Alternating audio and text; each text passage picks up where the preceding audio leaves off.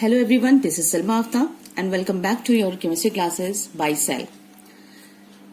Today we are going to start the second chapter और second chapter का first heading जो आप लोग के syllabus में है that is your Bohr's atomic model. Listen, Bohr's atomic model पढ़ने से पहले क्योंकि ये टॉपिक कुछ ऐसा है कि बोहर्स डायरेक्ट अगर हम पढ़ेंगे तो हमें नहीं समझ में आएगा. पहले उसको हमें पढ़ना पड़ेगा कि कुछ जो रदरफोर्ड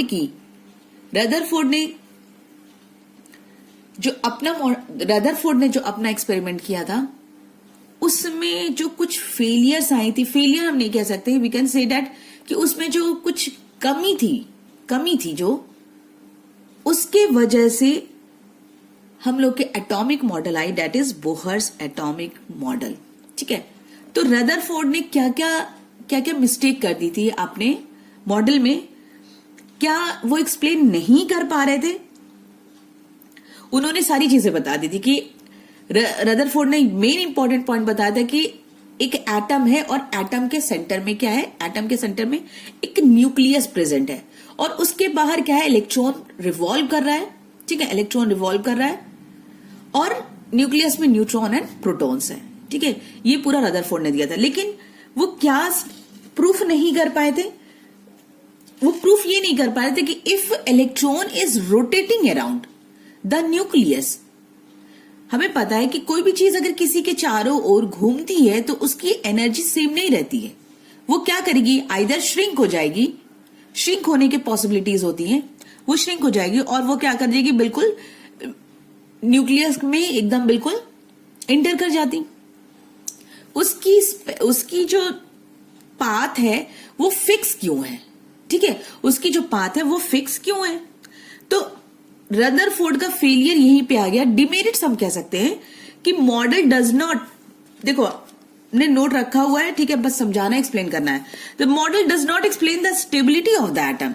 वही जो मैं बता रही हूं कि स्टेबिलिटी वो प्रूफ नहीं कर पाए रदरफोर्ड कि अगर suppose electron is rotating around the nucleus continuously, so how is it possible to rotate any particle around a particular substance, क्योंकि वो एक एनर्जी शो कर रहा है.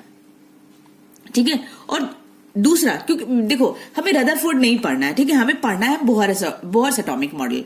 ठीक है, नील बोर ने जो ये एक्सपेरिमेंट दिया है, ठीक है, सिर्फ हमें बोहर्स एटॉमिक मॉडल पढ़ने के लिए ये पॉइंट्स आई एम क्लैरिफाइंग. ठीक है, अगर उसको पढ़ने लगेंगे तो अभी टाइम लग जाएगा. दैट्स वाई सिर्फ हम डिमेरिट्स लेके चल रहे हैं. ठीक है, if the electrons loose energy continuously by the observe spectrum, हाँ, और उन्होंने स्पेक्ट्रा को वो शो नहीं कर पाए. ठीक है, spectra unable to explain the spectrum या discrete spectrum of the atom. ये दो पॉइंट्स जो है इसको नोट कर लो, note down in your copy, first one and second one के ये पूरा का पूरा एक कह सकते हैं this is your summary, short में ये लिख दिया. ठीक है, इन दोनों पॉइंट्स को नोट करो. Now come to the Bohr's atomic model. अब देखो जितनी भी एक्सपेरिमेंट, पहले तो देखो हम लोग क्या इलेक्ट्रॉन, प्रोटॉन, न्यूट्रॉन इस तरीके से डिस्कवरी होती चलिए. डायरेक्ट कोई भी किसी ने कोई मॉडल या कोई एटम का स्ट्रक्चर कोई नहीं बता पाया था. ठीक है, डायरेक्टली एक के बाद आती गई और एक के बाद तब आ रही थी जब कोई भी एक्सपेरिमेंट फेल होती है. ठीक है, एक्सपेरिमेंट कोई फेल होती है, कुछ शॉर्टकमिंग्स आती है जब भी, तब हम क्या करते हैं, उसमें नए एक्सपेरिमेंट दूसरे साइंटिस्ट लेकर आते हैं और उस चीजों को जो शॉर्टकमिंग्स थी उसको ओवरकम करने के लिए नया एक्सपेरिमेंट आ जाता है. और रदरफोर्ड के एक्सपेरिमेंट ओवरकम करने के लिए नई एक्सपेरिमेंट लेकर आए कौन, नील बोर, और उनके मॉडल का नाम पड़ा Bohr's atomic model which is given by the Danish physicist Niels Bohr. ठीक है, ये उनका नाम था, ये पूरा कंप्लीट उनका नोट है. अब आ जाओ हम लोग कि इन्होंने क्या क्या पॉइंट्स दिए. ठीक है, इन्होंने पहला पॉइंट तो देखो, पहला पॉइंट तो सिंपल उन्होंने यही पॉइंट दिया जो कि रदरफोर्ड ने दिया था. ठीक है, रदरफोर्ड ने दिया था atom has a centre called nucleus. ठीक है, एटम का एक सेंटर पार्ट है दैट इज योर न्यूक्लियस. ठीक है, इन्होंने रदरफोर्ड के ही पॉइंट को सजेस्ट कर दिया. इन्होंने ये अपना नहीं बताया है, ठीक है, इन्होंने ये अपना नहीं बताया कि ये इनकी डिस्कवरी है। No, this was discovered by the Rutherford. अब यही चीज तो वो स्टेबिलिटी नहीं बता पा रहे थे, ठीक है, stability he was unable to explain. Let's have a look. Suppose we have a nucleus, ठीक है, न्यूक्लियस है सेंटर में, और दिस इज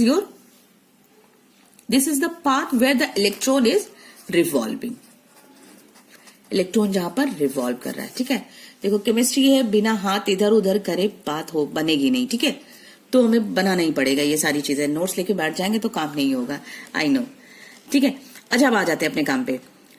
अब इलेक्ट्रॉन रिवॉल्व कर रहा है, ठीक है, electron is revolving around the nucleus, और वो न्यूक्लियस पे कैसे रिवॉल्व कर रहा है, एक पर्टिकुलर पाथ पे रिवॉल्व कर रहा है, ठीक है, पर्टिकुलर पाथ पे रिवॉल्व कर रहा है। ना वो रिवॉल्व करते करते अंदर की तरफ आ रहा है, ना रिवॉल्व करते करते बाहर गिर रहा है, ठीक है। और इसीलिए हम इसको कहेंगे in specific orbit, specific orbit में ये रिवॉल्व कर रहा है, ठीक है, स्पेसिफिक ऑर्बिट में। तो अगर किसी इलेक्ट्रॉन की कोई भी मास है, एक पार्टिकल है, उसकी कुछ भी मास है, ठीक है, तो वो एंगुलर, अगर वो सर्कुलर मोशन में रिवॉल्व कर रहा है, if it is rotating in circular motion, ठीक है, सर्कुलर मोशन में अगर रोटेट कर रहा है, circular motion, then it will show the angular momentum, angular momentum. And what is the formula of angular momentum? Angular momentum L is equals to radius multiplied by momentum, ठीक है, radius multiplied, और radius हमें पता ही है, this is your radius, ये है हम लोग का रेडियस, ठीक है, ये भी जान लो कि है कहां कहां radius, centre of the nucleus to जो पाथ है हम लोग का वो, और एक मोमेंटम लेकर ये घूम रहा है, ठीक है।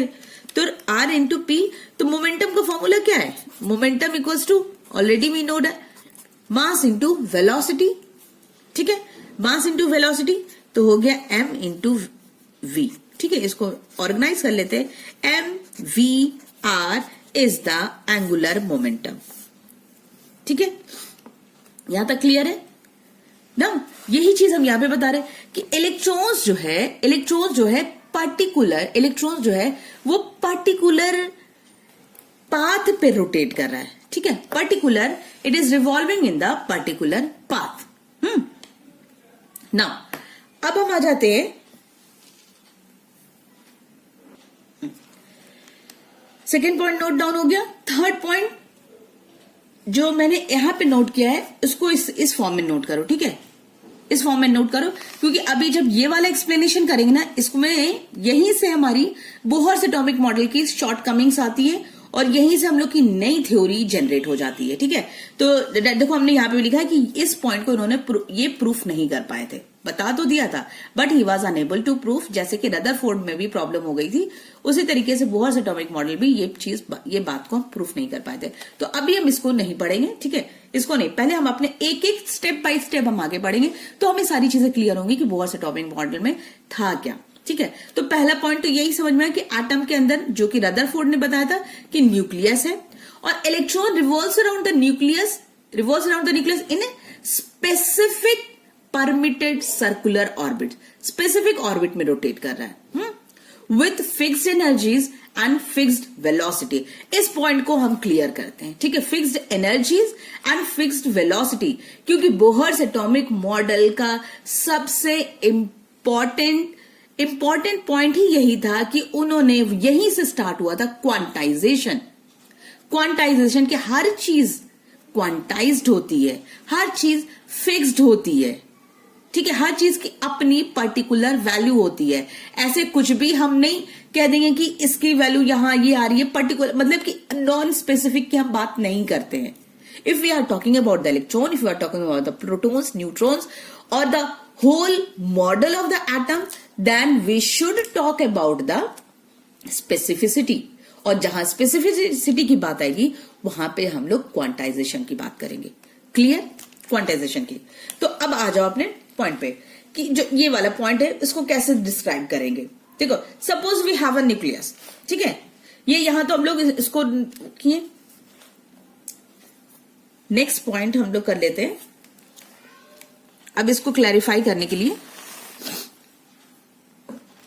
Suppose we have a nucleus, atom बिना न्यूक्लियस के होगा नहीं, ठीक है, न्यूक्लियस है, this is your nucleus.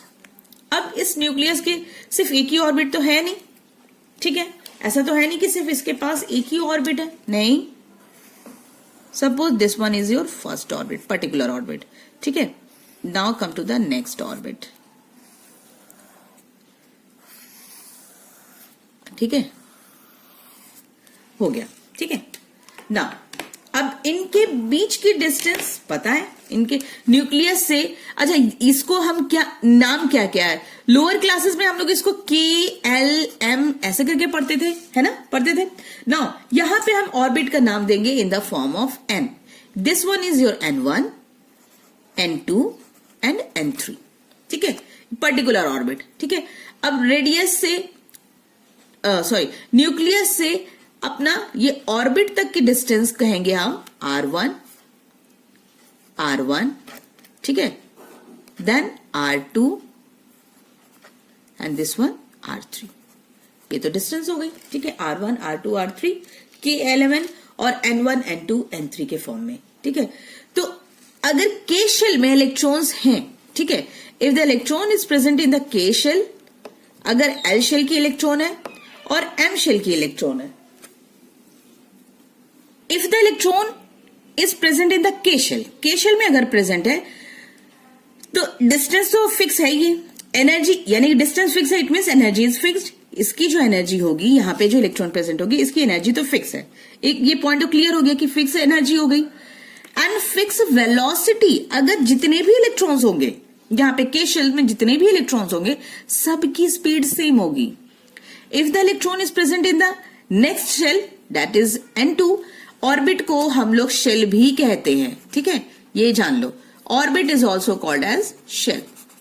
So if the electron is present in the next shell, that is N2, तो वहां पे उसकी एनर्जी फिक्स है, R1, R2 हो जाएगी नेक्स्ट, और उसके बाद में उसकी जो वेलोसिटी होगी, उसकी वेलोसिटी भी क्या होगी, सेम होगी, ठीक है, उसकी वेलोसिटी भी सेम होगी। और इसको हम एनर्जी के टर्म में अगर हम पढ़ेंगे तो this one is your E1, this one is your E1, E2, E3, ठीक है, E3। अच्छा अब देखो, after then you just note down this point कि this implies that the atomic model of electron is quantised. Quantised है atomic model, electrons जो है, जो यहां पे अभी हम शो कर रहे थे, एटॉमिक मॉडल क्या है, क्वांटाइज्ड है, सबकी अपनी अपनी एनर्जी है, सबकी अपनी अपनी क्या है, वेलोसिटी है। ऐसा नहीं है कि इसमें जो इलेक्ट्रॉन्स है कुछ की स्पीड ज्यादा है, कुछ बहुत स्लो रोटेट कर रहे हैं, कुछ बहुत ज्यादा फास्ट रोटेट कर रहे हैं, नहीं, ऐसा नहीं है कि मन किया तो चलो सो जाते हैं और मन किया तो चलो दौड़ के घूम लेते हैं, ऐसा नहीं होता। वो एक पर्टिकुलर स्पीड पे और पर्टिकुलर एनर्जी में वो रोटेट करेंगे, ठीक है, तो यही पॉइंट है गया। नाउ नेक्स्ट पॉइंट जो है, while revolving there is no loss, no gain of energy as long as it moves in a given energy level, ठीक है। ये जब मूव करेंगे इलेक्ट्रॉन्स जब यहां से मूव करेंगे अपनी पर्टिकुलर एनर्जी लेवल पे, जब तक उनको कोई एनर्जी ना दी जाए तब तक वो उसी फिक्स डायरेक्शन में रोटेट करते रहेंगे। यही चीज बताई जाएगी कि ना ही एनर्जी वो लॉस, ठीक है, ये पॉइंट नोट कर लो। And after then just note down this point को नोट करो, ठीक है। Energy of electrons in an atom is quantised, और वो क्वांटाइज क्या है, n इक्वल्स टू 1 अगर है, ठीक है, फर्स्ट शेल है उसको हम लोग कहेंगे K का नाम दिया है, L है, M है, N है, ठीक है, जो यहां पे मैं शो कर रही हूं, ठीक है, ओके। नाउ अब हम आते हैं कि ये तो हो गया, फिक्स्ड हो गई, ठीक है, लेकिन समटाइम्स हम लोग देखते हैं कि इलेक्ट्रॉन्स क्या है, अपनी जगह से एक्साइट होकर दूसरी जगह जाते हैं। अब ये क्या चीज है, एक्साइटेशन। देखो हम लोग घर में, हमारे घर में बल्ब्स लगे हुए हैं ना, बल्ब जो लगे होते, तो बल्ब में क्या होता रहता है, बल्ब है, हर जगह रोशनी नजर आती है, बल्ब है, डिफरेंट टाइप्स ऑफ बल्ब है ना, स्ट्रीट लाइट अलग बल्ब है, ठीक है, घर में अपने CFL बल्ब लगते हैं, ट्यूब लाइट्स हैं, ये सारी चीजें हैं। लेकिन सबका काम क्या है कि जैसे ही लाइट हम ऑन करते हैं, ठीक है, जैसे ही लाइट हम ऑन करते हैं तो हमें क्या होता है, लाइट से एक रोशनी निकलती है, ठीक है, रोशनी निकलती है, और वो रोशनी क्या होती है, उस रोशनी की वजह से we can easily see the particles हम नहीं कहेंगे, वी कैन इजीली सी, ठीक है, द सब्सटेंस। हम लोग एक दूसरे को देख सकते हैं, चीजों को देख सकते हैं, ठीक है, उस लाइट के थ्रू।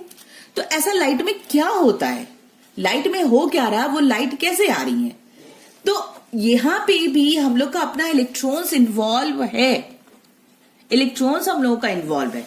देखो अब कैसे बताते हैं, देखो उसी मॉडल को हमें बार बार बनाना पड़ा है, इसलिए हमने आज इस तरीके से बता रहे, ठीक है। अब देखो suppose we have a nucleus, तो बनाना ही पड़ेगा भाई, ठीक है, ये न्यूक्लियस हो गया, थोड़ा सा बड़ा डायग्राम बनाएंगे।